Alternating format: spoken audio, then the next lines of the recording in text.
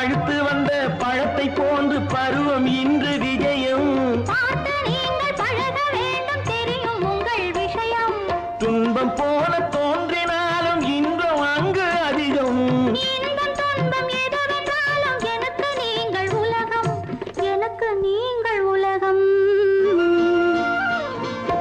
எங்க வீட்டு ராணிக்கு இப்ப இளமை திரும்புது, வயது ஏற ஏற பருவம் ஏறி காதல் அரும்புது.